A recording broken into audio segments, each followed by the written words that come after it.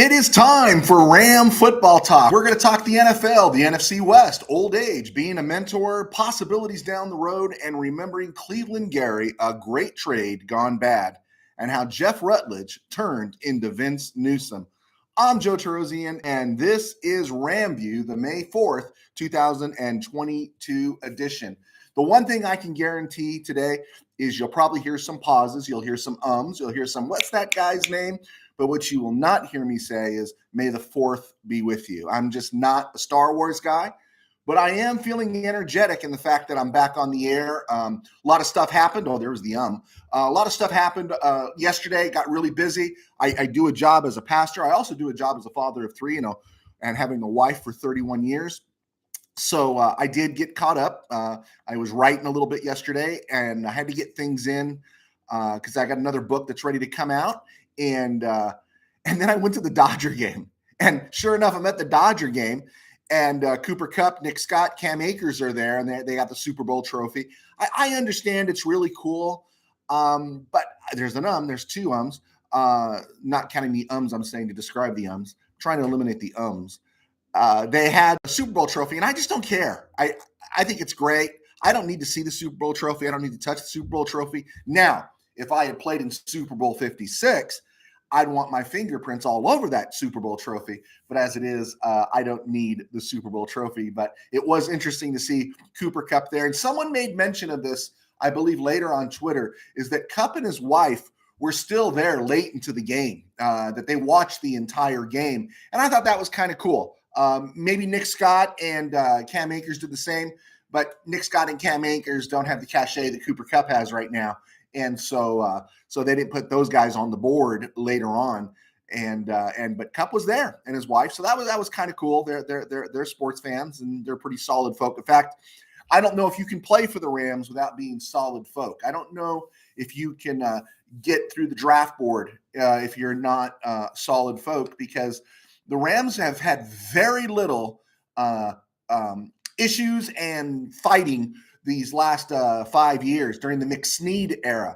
They have a tendency to get rid of players who could be disruptive, and it seems like it comes across. They do a very thorough screening process for mental makeup and as well, are you a football player? And then, oh, by the way, we'll look at your 40, we'll see what you're pressing, we'll see what your measurements are, and that's kind of riddled out. And that's why I think the Rams have done so well in the later rounds of the draft, where really they have built this run and then made them able to bring in talent from other places. So a lot of exciting things there for the Rams. And the reason I bring that up right now is because what was all over the news yesterday, and it kept popping up every time I was looking at something else, was Ryan Tannehill had his line about Malik Willis where he says, "I'm not here to be his mentor."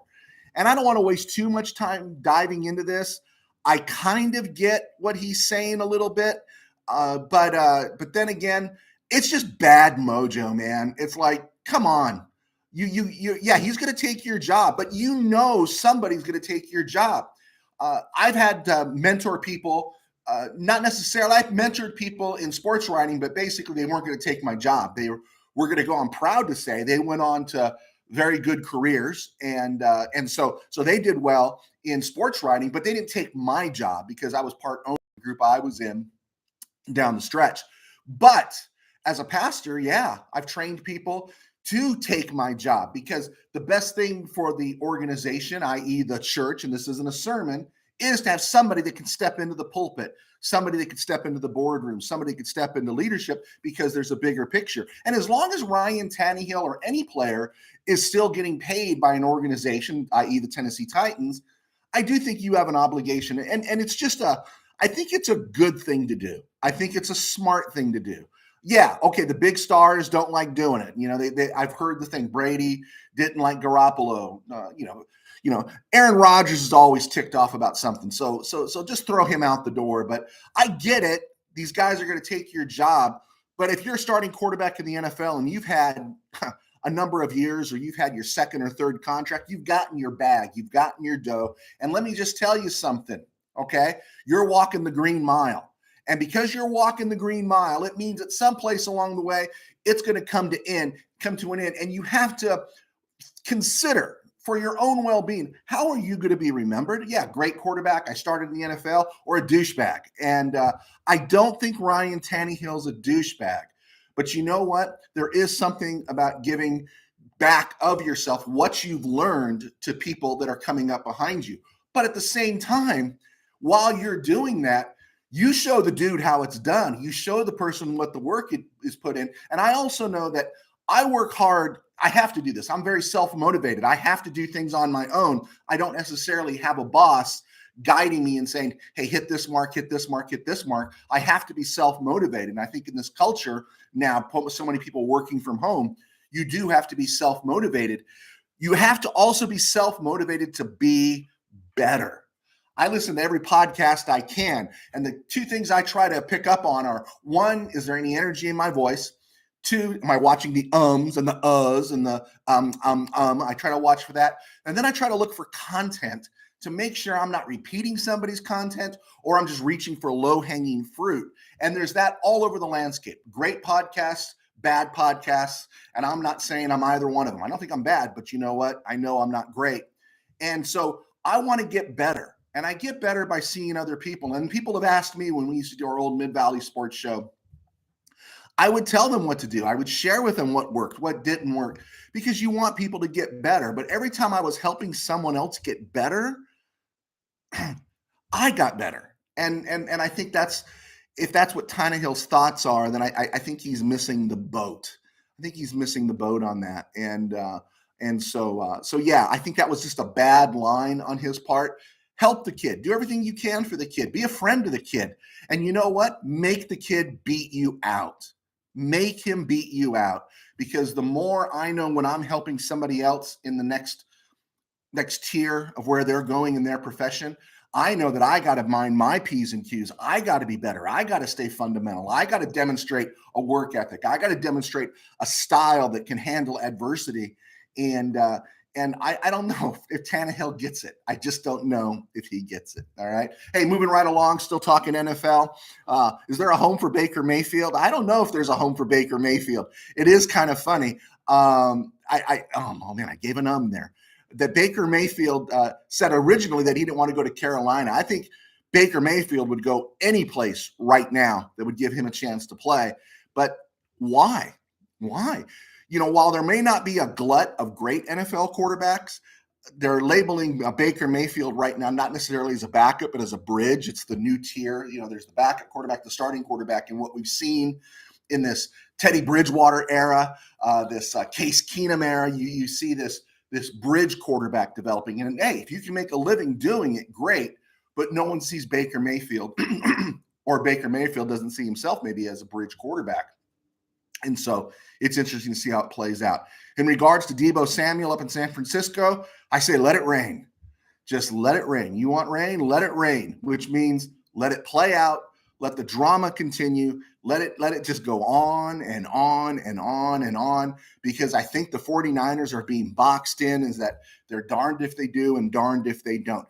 You're not going to give the dude his dough or his bag, and because he's not that top level Tyreek, Devontae type receiver. He's a good receiver, but he's not that level. He gets hurt a lot, and he's getting mileage put on him by carrying the ball. Should he be paid? Yes, he should be paid. I totally understand he wants to be paid, but go ahead, pay him, and then put yourself in that box, especially while you got Jimmy G's contract still on the books. I love it. So let it rain up there in Frisco. In regards to Arizona, I wasn't on the air yesterday to talk about this, the news broke about DeAndre Hopkins missing 6 games because of PEDs. Well, here's the deal. Hopkins is going to be 30. 6 games isn't a killer unless the Cardinals struggle getting out of the box. They're a team that gets off to fast starts and fades later. I think they could put a young Randy Moss out there. I think they could put a younger version of Adrian Peterson out there. I think they can put a bunch of people out there. The whole thing pivots and centers around Kyler Murray. And if Kyler Murray's not going to develop, if he doesn't become more than a splash player instead of a consistent player, I think the Cardinals are doomed. And here's the other thing. DeAndre Hopkins is going to be 30 when the season kicks off. AJ Green's 34. Zach Ertz, who they just signed, is 32. He'll be 33 in November.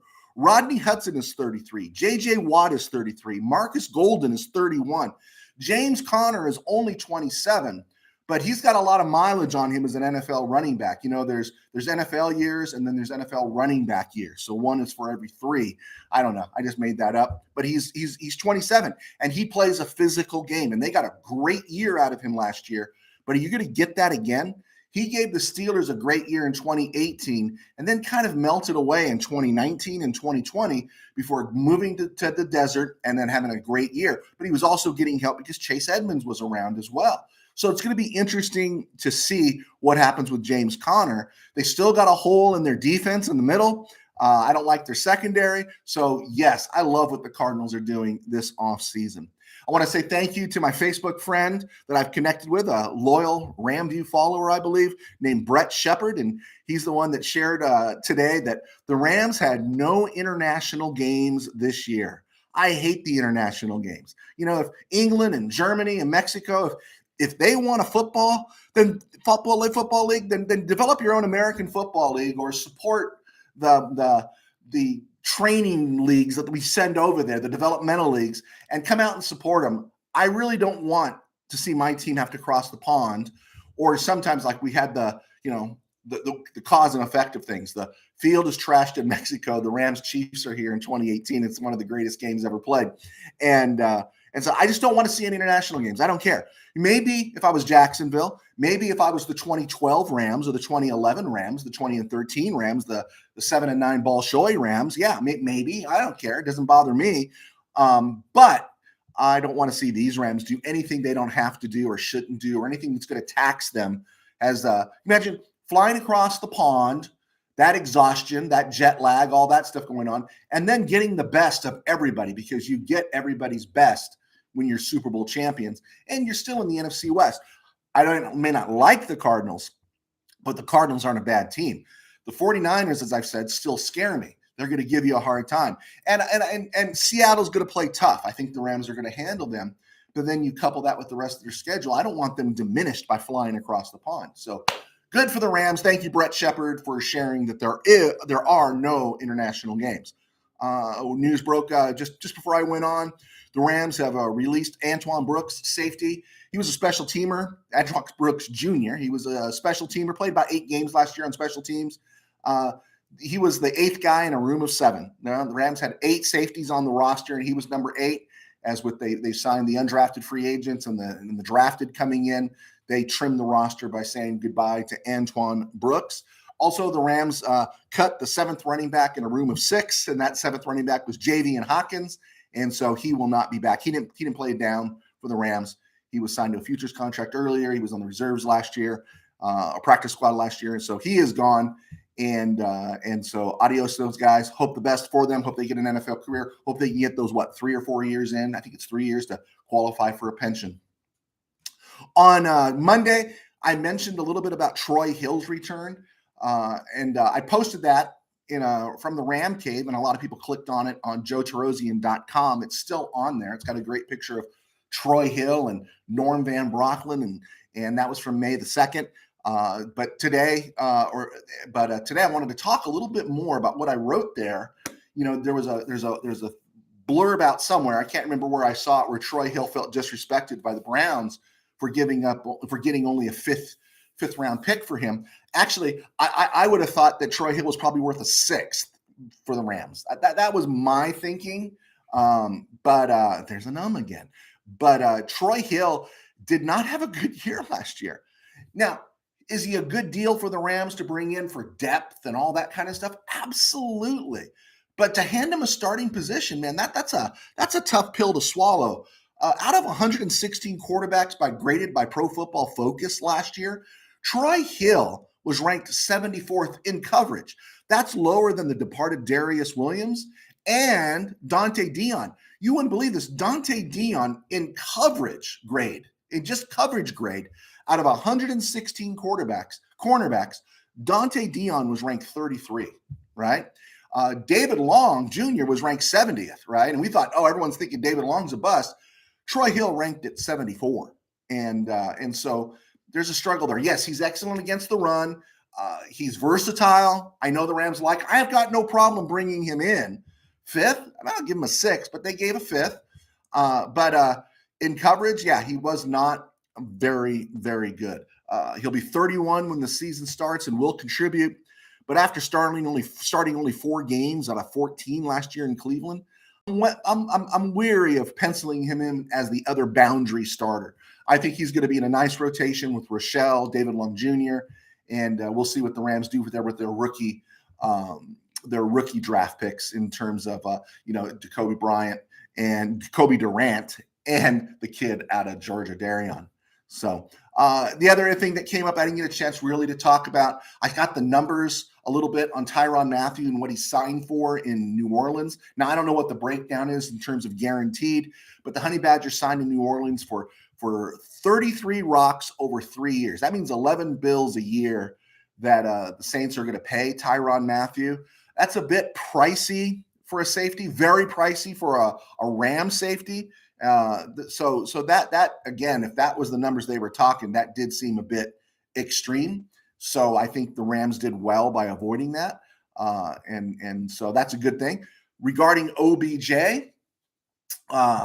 I just got to tell you, remember, it's a buyer's market, and the Rams are right now flush at receiver. They've got their own investments in their picks, from Jacob Harris to Tutu Atwell to Van Jefferson. They signed they signed Robinson. They've got obviously Kupp. They're full. The room is full for the Rams at wide receiver.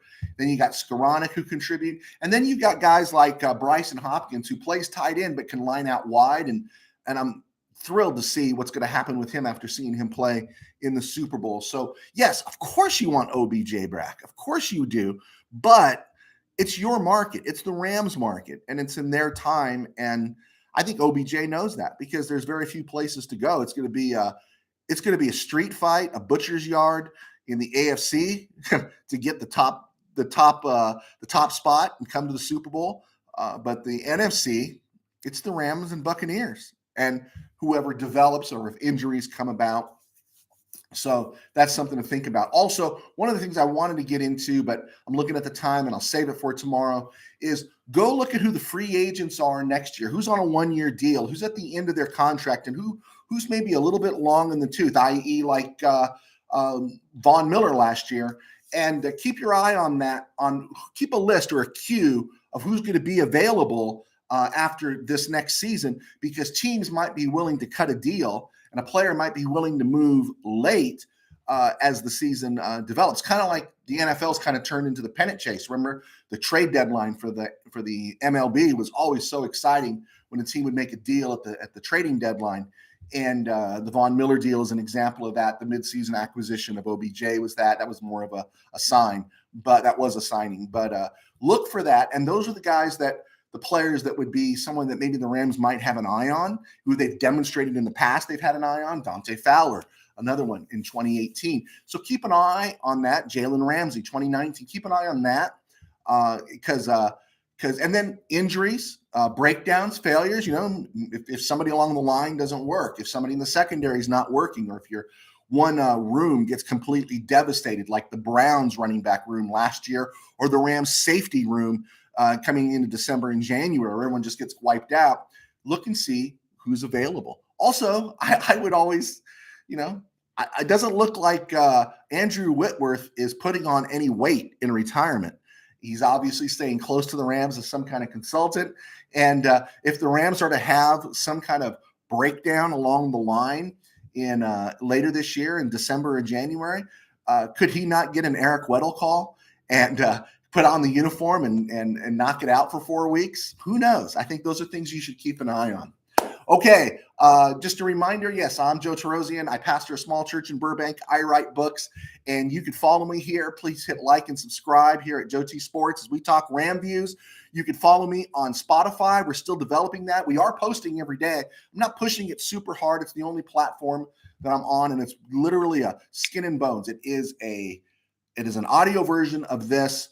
And eventually we'll add the bells and whistles and all that stuff and make it cuter. But you got to master something first. And I'm far, far away from mastering anything, except for I think I know a little bit about Rams football. So keep an eye on those things. My books are available. Tangent Dreams, my high school football novel. Temple City and the Company of the Ages, a high school football novel featuring ghosts, are on Amazon, and you can check them out there. Type in my name, Joe Torosian, Torosian, and you can follow me there. Also, my columns on joetorosian.com and at Twitter, JoeT13B. All right. On this day in Ram history, Cleveland Gary is born. Cleveland Gary turns 56 today. And so happy birthday to Cleveland Gary, the Ram running back. Cleveland Gary played at Miami. If you might remember, he had a couple of nice years for the Rams. He was a nice college player at Miami. The Rams took him 26th overall in the 1989 draft.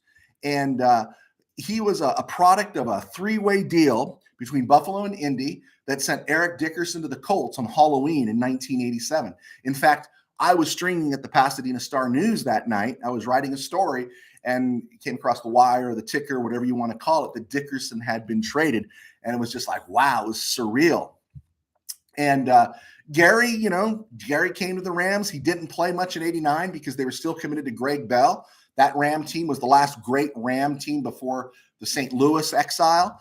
And they went to the NFC title game, lost in Frisco. Yeah, we know all that happened in that game. And Gary saw very limited action.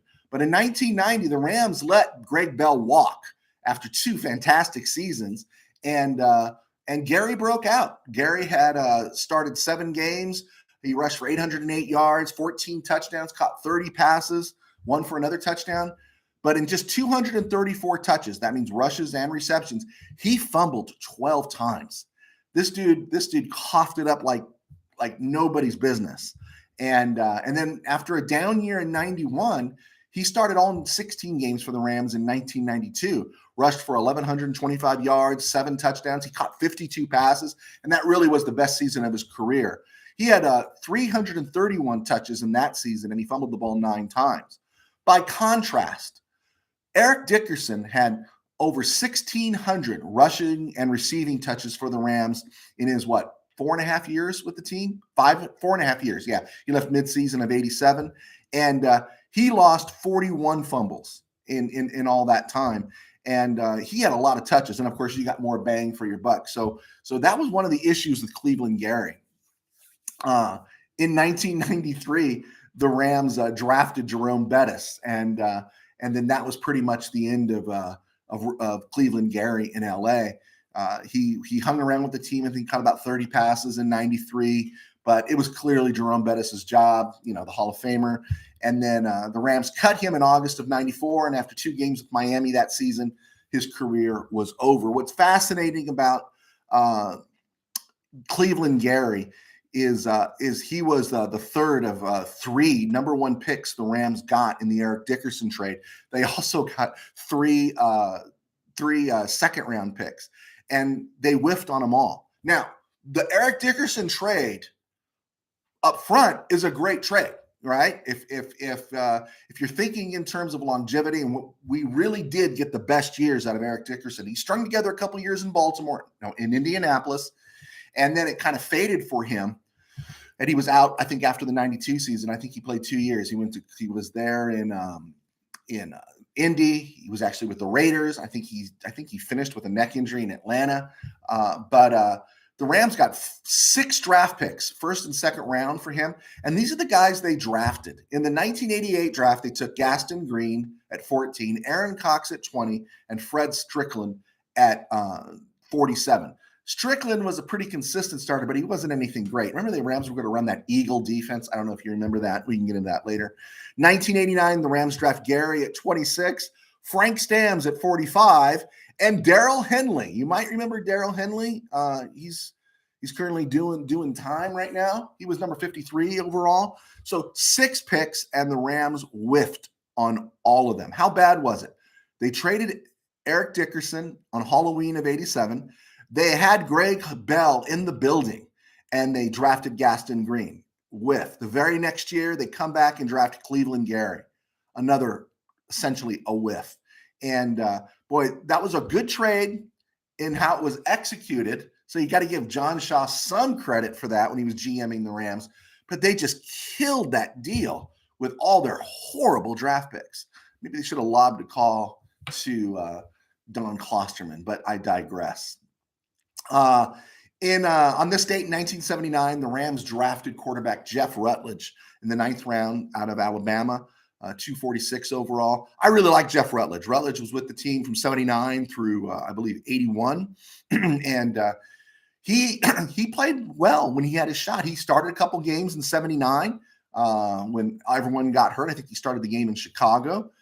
He rallied the Rams in Atlanta in 81, but they weren't going to give him a shot at the job, really. He didn't have a big arm, but he played well. The Rams traded him to the Giants in 82 for a 4th-round pick in the 1983 draft. And in that draft, the Rams took Vince Newsome, 93rd overall. And you draft a 9th-round quarterback who plays a couple seasons for you, and that was turned into Vince Newsome, safety out of Washington. Now, people are going to say, oh, Joe, Vince Newsome, what's that? Hey, Vince Newsome played 8 years for the Rams, starter for 5, had a real solid career in the NFL, and basically the Rams got him for a 9th-round pick. And that's just something you got to look at those things sometimes. You got to study what can we turn, what into. Getting back to that Eric Dickerson deal, one of the things, and I bring this up as a highlight to the Newsome, the trade for the draft pick that led to Newsome, is Flipper Anderson in those 88, 89 drafts. Flipper Anderson in that whole era is the only guy that stands out. He is literally the only one that stands out. And his draft pick was not part of that deal.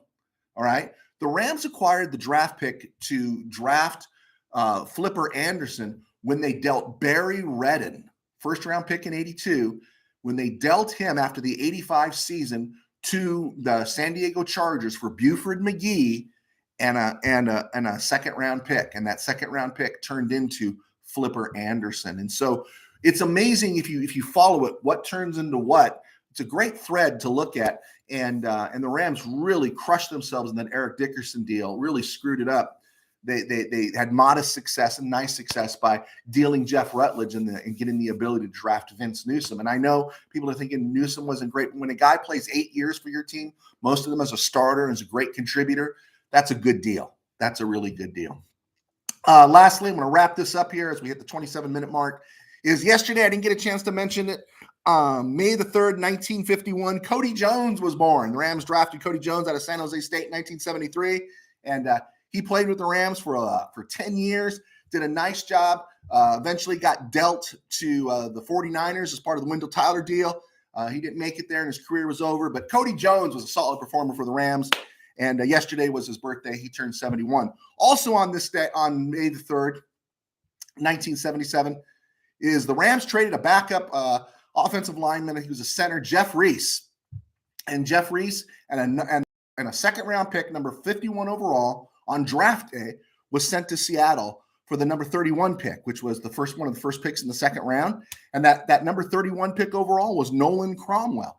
And in fact, if you look at the 1977 draft, drafted on May the 3rd, yesterday, in 1977, the Rams drafted Bob Brzezinski, Wendell Tyler, Vince Ferragamo, Billy Waddy, and Cromwell. And all those guys were not just starters, but contributors to the Super Bowl run in 1979 and 1980. How's that, huh? Put that in your pipe and smoke it. Okay, folks, thank you so much for clicking on. I had fun. I hope you did. Please hit like, hit subscribe, hit share, leave comments. I love to talk Ram football. God bless, and we will see you tomorrow. Take care.